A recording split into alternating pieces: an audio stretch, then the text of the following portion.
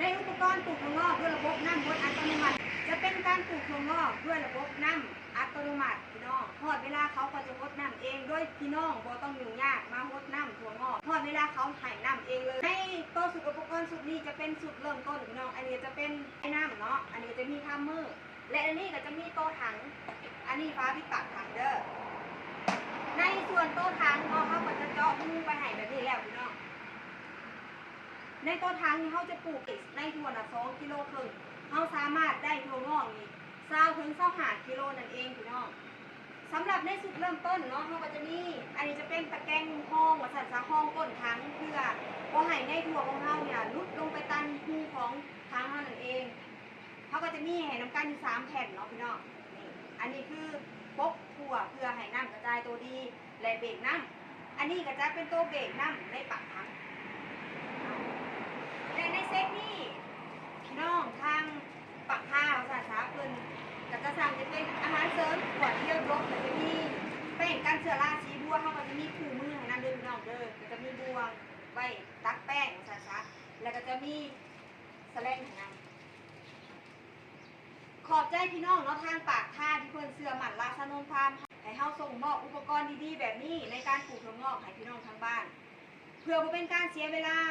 ดังที่ได้ให้คำสัญญากับพี่น้องทางบ้านเนาะก่อนการส่งมอบทุกๆเทื่อเฮาก็จะมีการทดลองอุปกรณ์ของเฮาว่าเขาเฮ็ดเวียก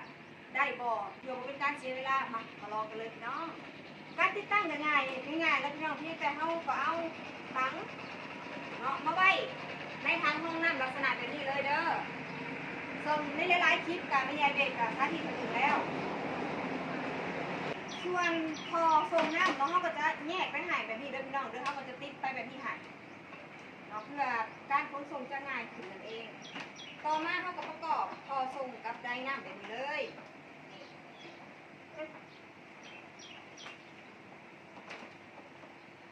นี่ประมาณนี้พี่น้องหลังจากประกอบอุปกรณ์แบบนี้แล้วเนาะพี่น้องหน้าตาเขาก็จะเอาปลั๊กไดน้ำกับทัมเมอร์เนาะเสียบเข้ากันแบบนี้ชึบนี่หลังจากนั้นพี่น้องก็เอาไปเสียบกับไฟบ้านอันนี้คือไฟบ้านเด้อพี่น้องถามจกบอกไปว่าตอนพี่น้องเอาไปนำไส้เนาะตำแหน่งทัมเมอร์ของเรามันจะอยู่ในตำแหน่งออโต้เลยพี่น้องถ้าเขาทดลองอยู่ที่ตำแหน่งออน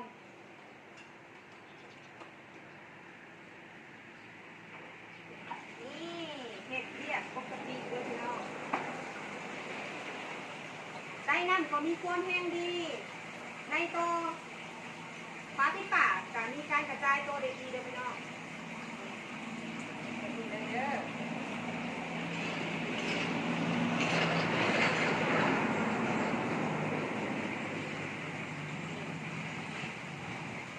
ประมาณนี้เลยพี่น้องบัดมือบัดคืนภาษาเขาประเทศเรียกเนี่ยที่หาเชื่อพี่น้องในการถ่ายน้ำถั่วงอกนั่นเองเสริมเพียงพอกับความต้องการน้ำของถั่วงอกนั่นเองพี่น้องสำหรับพี่น้องทางบ้านเนาะทานได้ที่มีความสนใจในการเล็กอุปกรณ์ปลูกถั่วงอกด้วยระบบน้ำบดอัตโนมัติน้องพี่น้องอยากทดลองปลูกว่าทางตะเฮาก็มีเซตทดลองให้แบบนี้เลยเนาะพี่น้องจะสามารถปรึกษาละทางโน้นฟาร์มได้ปลูกบ่เป็นบ่เคยมีความรู้บ่เคยมีประสบการณ์ทางฟาร์มเฮาก็ยินดีให้คำแนะนำดูแลพี่น้องตลอดอายุการปลูกถั่วงอกเลยและที่สำคัญเป็นหมู่ปลูกที่ให้พี่น้องทางบ้านเนาะติดคัดบอลได้สาขาเลยพี่น้อง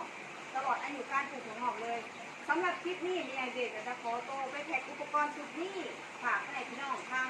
ปากท่าบอกแก้วเลยพี่น้องพบกันในคลิปหน้ามาถ่ายกันในตัวนี้จะเป็นตะแกรงเพื่อห้องกดถังแบบนี้เด้อเนาะหลังจากนั้นเขาเอาในถั่วลงนี้ถอกเสร็จเลยแล้วเขาก็เอาตัวนี้ใส่อีกสั้นที่2ประมาณนี้เด้อจะเป็นด้านในของอุปกรณ์เลยจะมีปั๊มน้ำหรือไดน้ำเนาะอันนี้จะเป็นทัมเมอร์อันนี้จะเป็นวาล์วปิดเปิดเด้อเอาไว้ซบใส่ก้นกระซ้ำเพื่อปล่อยน้ำเด้อใส่วางนี้เด้อส่วนตัวนี้เขาจะบริแยกออกเนาะเขาจะแยกแต่ตัววาล์วปิดเปิดน้ำออกไปหายเขาก็จะใส่ไปในนี้